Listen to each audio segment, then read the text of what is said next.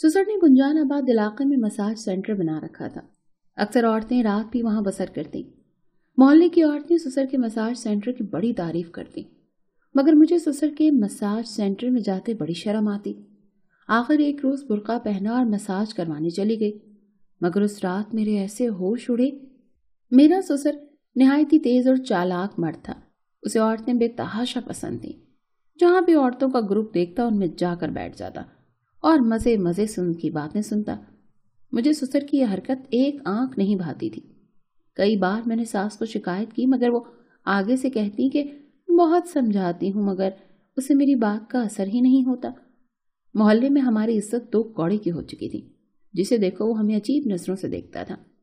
मेरे शौहर का बहुत दफा अपने अब्बू से झगड़ा हुआ था, क्योंकि मेरे सुसर की हरकतें कुछ अजीब सी थी। वो घर में भी इधर रहते तो अजीब तरह की हरकतें करते थे। मैं बहुत ज्यादा परेशान थी। मेरी माँ तो शुरू से ही कहती थी कि मुझे तुम्हारा सुसर एक आंख नहीं भाता, वो हर वक्त औरतों की बातें ही करता रहता है। एक दिन घर पर कोई नहीं था। मेरा ससुर मेरे पास आकर कहने लगा, बहू मुझे तेरी मदद की जरूरत है। मैंने हैरान होकर पूछा, कैसी मदद?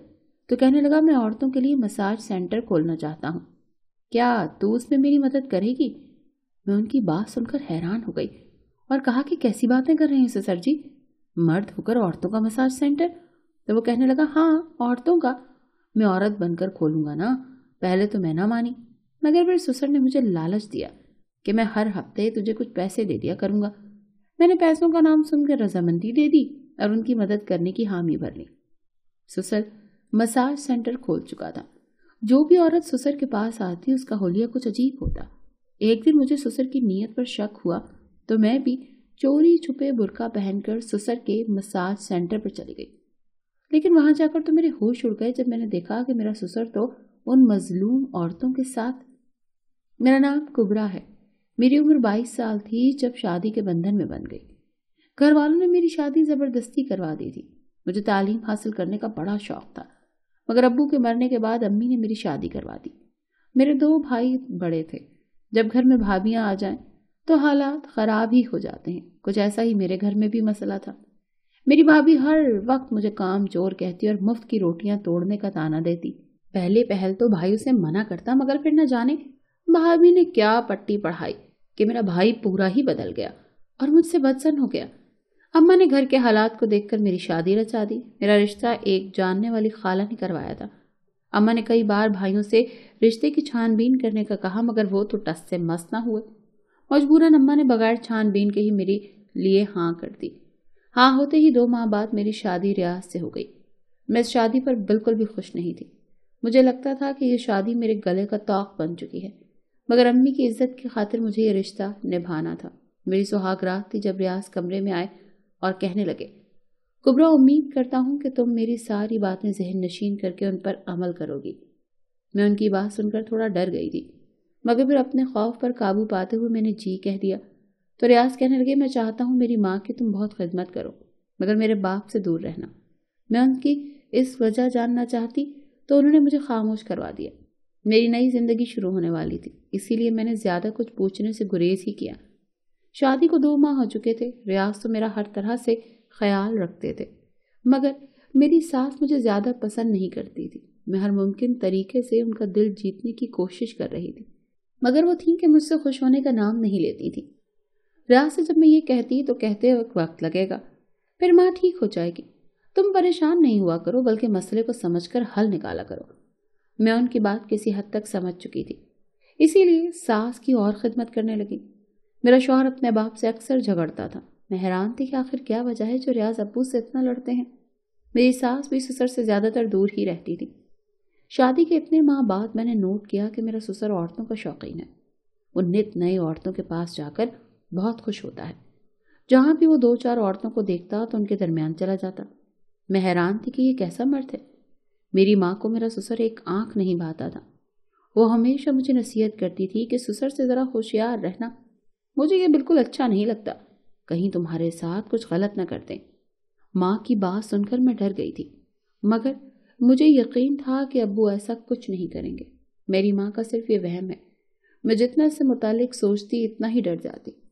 एक दिन ससुर मेरे कमरे में आया और कहने लगा कि कुबरा मुझे तुमसे कुछ काम है। اگر تم وہ کرو گی تو تمہارا احسان مند رہوں گا، مگر یہ بات کسی کو بھی بتانا مت۔ ان کی بات سن کر میں تھوڑا ڈر گئی تھی۔ میں نے فوراً کام کا بہانہ کیا اور وہاں سے آ گئی۔ میں اپنے شوہر کو اس بات کے متعلق بتانا چاہتی تھی، مگر میں ڈر گئی کہ کہیں وہ مجھ پر غصہ نہ کریں کہ تمہیں کتنی بار ان سے دور رہنے کا کہا گیا ہے۔ میں سوزر کے پاس بہت کم جاتی تھی۔ اگر وہ میرے قریب کوئی بات کرنے کے غرض سے آتے تو میں فوراً وہاں سے کہیں چلی جاتی تاکہ وہ مجھ سے دور ہی رہیں۔ ریاض کا کام بند ہو چکا تھا، گھر کے حالات ناسازگار تھے۔ میرا ایک بچہ تھا، پر وقت پر بچوں کے پیٹ کی فکر لگی رہتی ہے۔ میں بہت زیادہ پریشان تھی۔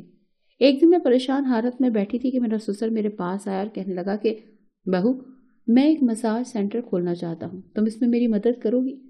میں اس وقت اس کیفیت میں نہیں تھی کہ سسر کو کچھ کہتی، اسی لیے ان کی بات چپ چاپ سنتی رہی۔ وہ مجھ سے مدد چاہتے تھے کہ میں ان کی مدد کروں۔ وہ عورتوں کے لیے مساج سینٹر بنانا چاہتے تھے جس میں وہ خود بھیس بدل کر مساج سینٹر بنانے کا سوچ رہے تھے۔ سسر کا یہ منصوبہ سن کر میں چونک گئی۔ مجھے ان کی اس بات پر شدید غصہ آیا۔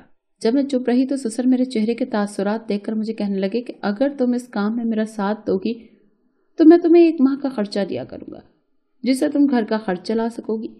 میں نے تھوڑی دیر اس پر سوچا اور پھر سسر کی مدد کرنے پر آمادہ ہو گئی۔ سسر نے گنجان آباد علاقے میں عورتوں کے لیے مساج سینٹر کھول دیا۔ وہاں طرح طرح کی عورتیں مساج کروانے آتی اور سبھی میرے سسر کا بہت دعائیں دیتی۔ سسر نے جس جگہ مساج سینٹر کھولا وہ ایک گھر تھا جو انہوں نے کرائے پر لیا تھا اور وہاں ہی وہ عورتوں کے کئی دن تک رک بھی جاتی۔ میں حیران تھی کہ مالش کروانے آتی ہیں یا پھر یہاں رکنے۔ اس بات کی خبر میرے شوہر اور ساس کو نہیں تھی، ورنہ وہ پورا گھر سر پر اٹھا لیتے۔ مساج سینٹر کھولے 2 ماہ ہو چکے تھے۔ سسر تو بہت ہی خوش تھا۔ وہ ہر ماہ کے آخر پر مجھے خرچہ دے دیتا۔ اندھے کو کیا چاہیے؟ 2 آنکھیں۔ میرا بھی کچھ ایسا ہی حساب تھا، بغیر کچھ کیے خرچہ مل جاتا تھا۔ بس جب سسر گھر سے غائب ہوتا تو میرے ذمے گھر والوں کو سنبھالنا تھا جو میں بخوبی سر انجام دے رہی تھی۔ ایک دن میرا سسر مساج سینٹر سے جب واپس آیا تو وہ بہت رو رہا تھا۔ اسے روتے دیکھ کر میں پریشان ہو گئی۔ ریاض اس وقت گھر نہیں تھا۔ میں نے سسر سے رونے کی وجہ پوچھی تو کہنے لگا آج مساج سینٹر پر جب ایک عورت آئی تو وہ ٹھیک تھی، مگر واپسی پر اس کی موت ہو گئی۔ اس کو دفنانے کا بندوبست میں نے کرنا تھا، مگر مجھے اس کی میت نہیں ملی۔ پتہ نہیں ظالم لوگوں نے اس کے ساتھ کیا کیا ہے۔ میں سسر کی بات سن کر ششدر رہ گئی اور اسے تسلی دی کہ کچھ نہیں ہوا، جو ہوتا ہے اچھے کے لیے ہوتا ہے، آپ فکر نہ کریں۔ سسر کی حرکتیں مجھے کچھ مشکوک لگتی تھی، مگر مجھے تو پیسوں سے غرض تھی، وہ مجھے مل رہے تھے۔ مجھے اندر سے خوف بھی تھا کہ اگر ریاض کو پتہ چل گیا تو وہ بیٹھے بیٹھے کہیں مجھے طلاق نہ دے دے۔ وہ تو میرے بچے کا بھی نہیں سوچیں گے۔ مگر میں ہر وقت بس یہی دعا کرتی رہتی تھی کہ کسی کو اس بات کی خبر نہ ہو کہ سسر عورت بن کر عورتوں کا مساج سینٹر کھولے بیٹھے ہیں۔ دن رات سسر کے مساج سینٹر پر رش لگا رہتا۔ مجھے شک ہوا جیسے سسر بہت زیادہ کمائی کر رہا ہے اور مجھے بہت کم پیسے دے رہا ہے۔ مجھے بھی جا کر وہاں دیکھنا چاہیے کہ آخر ماجرا کیا ہے۔ سسر صبح سے مساج سینٹر پر تھا۔ میں برقع پہن کر مساج سینٹر چلی گئی۔ اس وقت گھر میں کوئی نہیں تھا۔ جو ہی میں نے مساج سینٹر میں قدم رکھا تو میرے ہوش اڑ گئے۔ میرے قدموں تلے سے زمین نکل گئی، کیونکہ وہاں عورتیں نہیں بلکہ ان کی جگہ خواجہ سرا تھے جو وہاں رہ رہے تھے۔ مجھے سسر کی اس حرکت کا بالکل سمجھ نہیں آئی تھی۔ سسر بھی مجھے وہاں دیکھ چکا تھا۔ میں اس کے پاس گئی اور کہا کہ یہ سب کیا ہے؟ آپ نے تو عورتوں کا مساج سینٹر کھولنے کی بات کی تھی، پھر یہ خواجہ سرا کہاں سے آ گئے؟ تو وہ کہنے لگے میں ان خواجہ سراؤں کی مدد کرتا ہوں، ان کا اس دنیا میں کوئی ٹھکانہ نہیں ہے اور مجھے ان سے بہت ہمدردی ہے، اسی لیے میں نے یہ گھر انہی کے لیے لے رکھا ہے، جب مرضی یہ آئیں ادھر رہیں۔ مگر ابو، آپ کو اتنے پیسے خرچ کرنے کی ان پر کیا ضرورت ہے؟ تو وہ کہنے لگے بہو، میری تیری ساس سے دوسری شادی ہے۔ میری پہلی شادی کہیں اور ہوئی تھی، اس سے میری اولاد ایک خواجہ سرا پیدا ہوئی تھی جنہیں کچھ لوگ ہمارے گھر سے لے گئے۔ میں اور میری بیوی اسے خود سے الگ نہیں کرنا چاہتے تھے، مگر معاشرے کے دستور اور اصول کے آگے مجبور تھے، تو وہ کچھ نہ کر سکے۔ جو ہی وہ میری اولاد کو لے کر گئے، کچھ دنوں بعد میری بیوی فوت ہو گئی۔ وہ اولاد کا صدمہ برداشت نہ کر سکی۔ میری ماں نے دوسری شادی رضیہ سے کروا دی۔ رضیہ پہلے سے ہی شادی شدہ تھی، مگر اس کے شوہر نے اسے طلاق دے دی تھی، تبھی وہ میرے نکاح میں آ گئی۔ ریاض میرا سگا بیٹا نہیں ہے۔